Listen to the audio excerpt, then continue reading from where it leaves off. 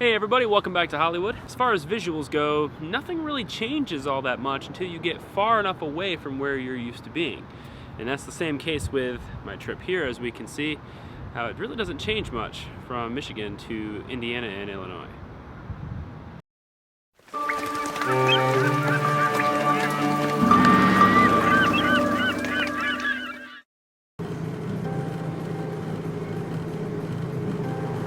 Want to know another way I can tell we're not in Michigan? The roads don't suck. Very smooth. Hardly any bumps at all. One thing that really set Michigan apart from the other two states that I went through on day one was the roads. I mean, Indiana and Illinois' roads were fantastic. However, these states do have tolls on their roads, so you do have to kind of pay a little extra to drive on them. Although the toll wasn't that bad. The entire way through Illinois only cost me $1.50. For those people who were saying that the tolls were going to be a big deal and I should try a different route, it's $1.50, and it saved me 100 miles. Along the path to California, I had several stops that I wanted to make, and one of them was a Facebook friend named O'Day, who lives in Illinois, in a little town called Orland Park, Illinois. I think that's the full name of it. Just met up with a buddy that I met on Facebook. So I would say I'm maybe a sixth of the way there. And I did it in 5 hours. So that's pretty good. That's like a 30-hour drive rather than 40, so I'm making pretty good time, I guess. We're gonna go and eat at a restaurant. It's called Chipotle. Chipotle is actually a pretty cool place to eat if you haven't checked it out yet. It's similar to a Qdoba, but it's got a little bit better food, I think. For those of you who are in Grand Rapids, you can check out Chipotle on 28th Street. So, we're gonna go and chill there. I'm not entirely hungry because right after Hank's graduation, we had a lot of food at Bennigan's. But nevertheless, I'm gonna have something to munch on because it's not like I'm gonna be in abundance of food on my way or anything. So, I mean, I have my cooler, which is back here in the back. Just before I got out of Michigan, I stopped at some local places to pick up a cooler and some food and a bunch of other kind of little stuff that I could snack on and have with me in the car on the way to California, so I didn't have to spend a whole lot of money on restaurants because I am kind of on a limited budget. A lot of that stuff, for the most part, was not really all that healthy for you, but it's quick, it's simple, and it was, for the most part, cheap, so it worked out. Alright, well, Chipotle's done now, so about to get ready, get back on the road. Probably drive for maybe 5-6 more hours, and then I'm sleeping. Kind of getting a little tired, so. But it was a good meal. Great seeing O'Day.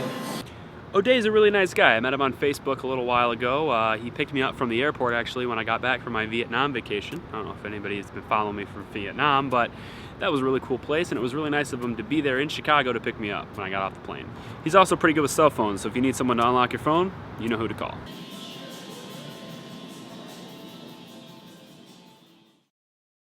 If any of you have tried to drive at night before, you know it's a little challenging. You get a little tired if you have been awake all day, see the same old things, and without much to stimulate your eyes and brain, you kind of tend to fall asleep at the wheel. Now, you guys probably can't see me right now, but I'm driving at night. Traffic's a little less dense at night, but I am getting a little tired. But I don't want to pull over and sleep while I'm still in Illinois. I was told by a source that it's not necessarily a good idea to stop in western Illinois in the small towns that they have going on over there. It's just not really all that safe of a place to try sleeping in your car, so I didn't want to do that. I mean, I figured rest stops probably aren't going to be too dangerous, but you never know.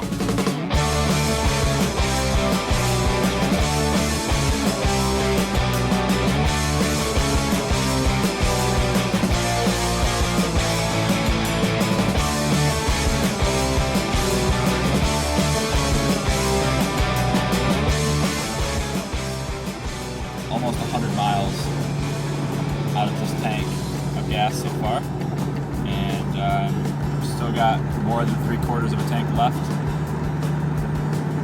So I mean, we're on the path to getting over 400 miles a tank with 14.5 gallons of gas.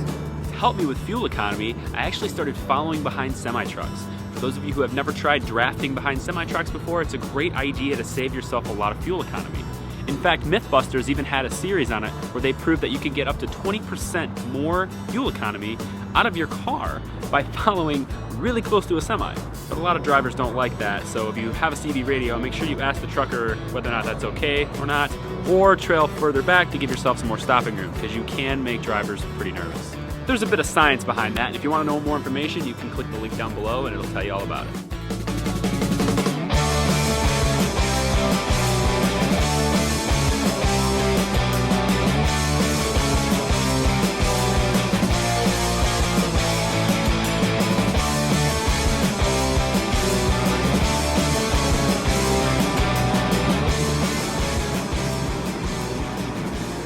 Currently 1:21 in the morning, Central Time. Next time I see a rest stop, I don't know how many miles that would be, but the next rest stop I'm gonna call it a night. So around 1:30 in the morning Central Time, I started to get really tired, and I started to look for opportunities to sleep.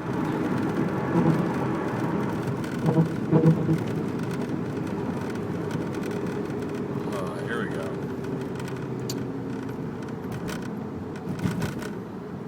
Cars go this way, trucks go that way. I think I had some pretty good progress for day one. I mean, I had started my trip near Grand Rapids-ish around 4:30 p.m. Eastern Time, so that was around 3:30 Central, and I ended up ending it, right around 1:30 Central. So that's not a bad chunk of space to cover in that short amount of time. So I think I did pretty well. Under this light pole, I think I'm gonna park under the light. Brilliant. All right, that concludes day one. Thank you for joining me. Guess I'll see you guys tomorrow for day two. It's apparently a really big, really bad thunderstorm. I didn't stop. It'd be sweet to see a tornado. This is sweet. I mean, I wouldn't want to live here because it's way out in the middle of nowhere. But I think it's just beautiful to be able to see it.